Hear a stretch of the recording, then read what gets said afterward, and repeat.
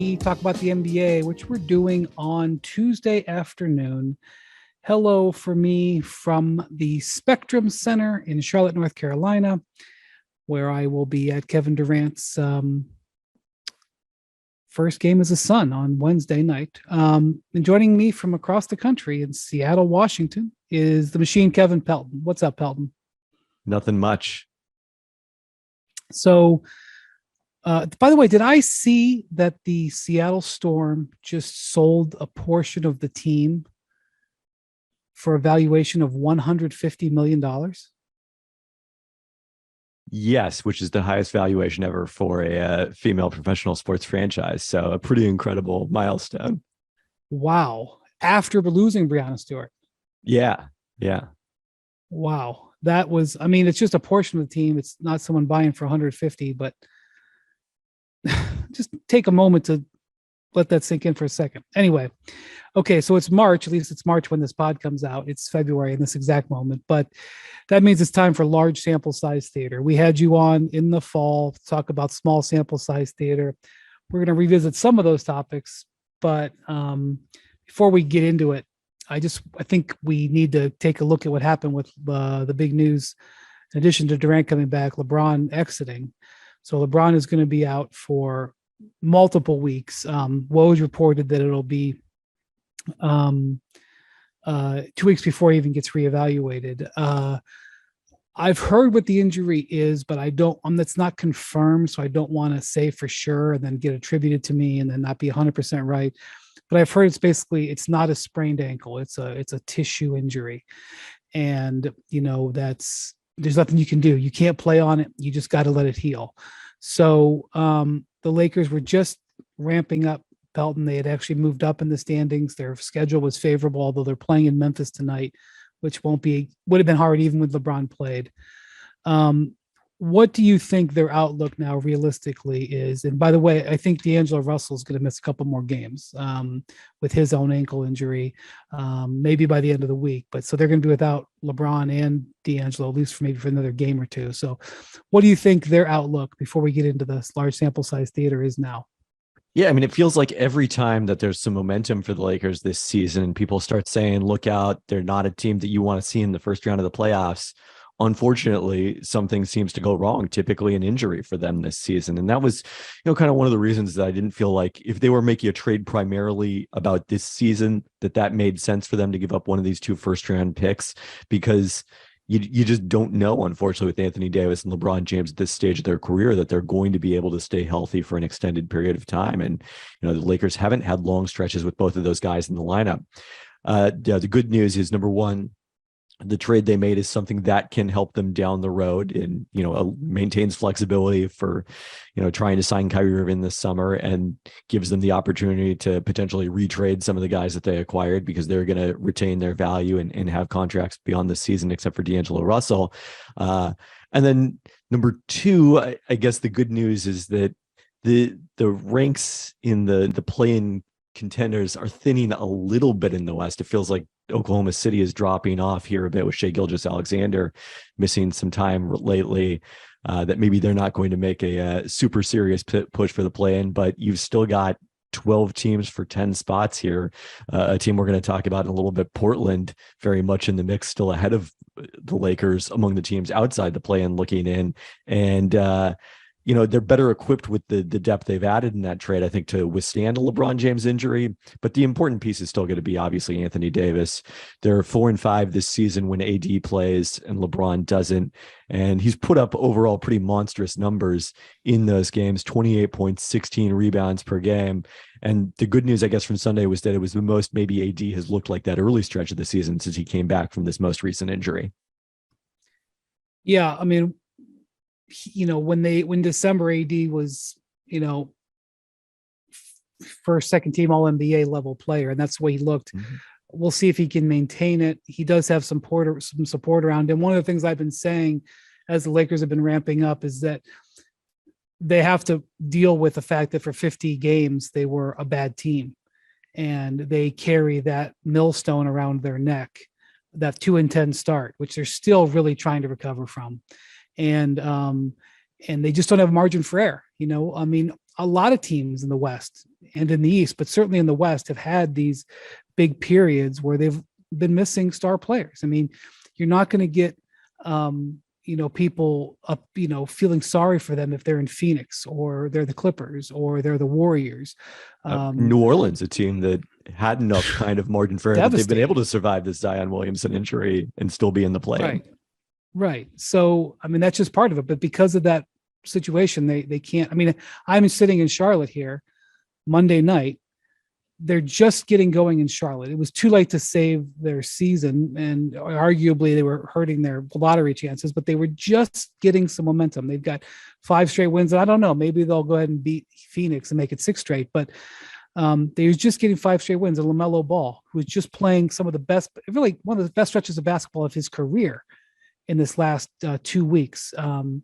He had, I think, had over 10 assists in 4 of the last 6 games. He is 3-point shooting. He'd never been better. He had made 5 threes, I think, at least 5 threes in 4 or 5 straight games. When he went down Monday night against the Pistons, a game the Hornets won, he had made 6 out of 7 threes that night.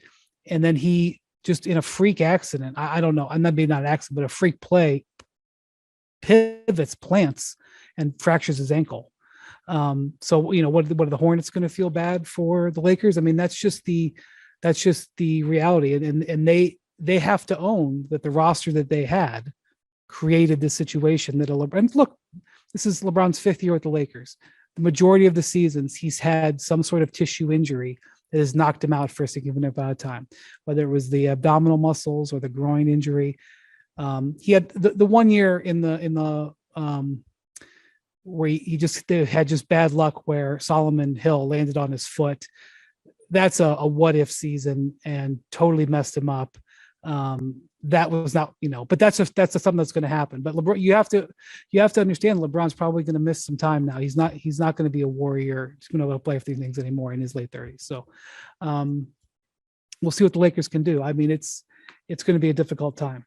So, all right, I want to get into the large sample size theater. You wanted to start off with Dame Lillard, who had 71 the other night. We were doing the podcast, Kevin, and I was like, Dame has 13 points in the first 6 minutes or something. And he ended up with 41 in the first half. The Rockets came out in the third quarter. Did you watch the game? I missed the game, unfortunately. Okay. Nobody, and I mean nobody, starts free agency in February like LeBron James, usually at All-Star Weekend. Who could forget back in 2019 when almost everybody he drafted on his All-Star roster was either a free agent to be, or in the case of Anthony Davis, about to demand a trade to LeBron's Lakers? Well, he was at it again this year in Salt Lake City, making Kyrie Irving a prime piece of his free agent frenzy on All-Star Sunday night. I'm going with the Wizard, a.k.a. Young Gun, Kyrie Irving. Not only did he make sure he was on his roster, he spent a long time after the game praising how wonderful he thinks Kyrie Irving is, even though there was a 2 or 3 year period where these two guys couldn't even talk to each other. No, it's always great to team back up with Kyrie. Obviously, you guys know how I feel about him, both on the court and off the court. So it's always good to see him. Very proud of him. Very proud of the man that he's becoming his life right now. But when LeBron is in free agent recruitment mode, all bygones are bygones.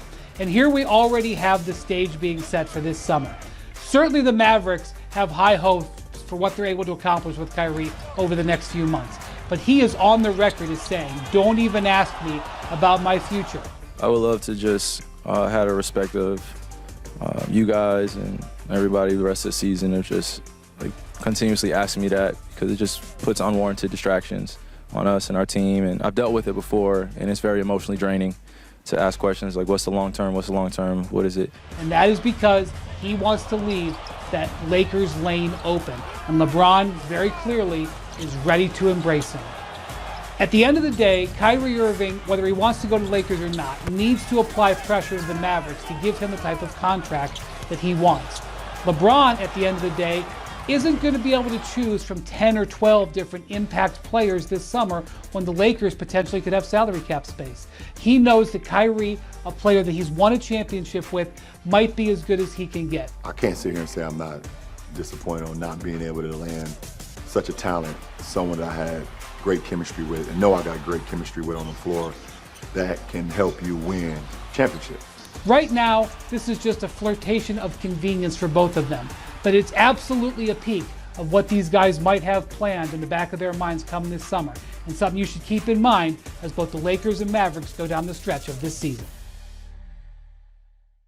So the Rockets came out in the third quarter, in my opinion, with the don't get historically embarrassed defense. They were trapping him, high hedging, sometimes even rotating a third guy over, and Dame was passing and they were still scoring.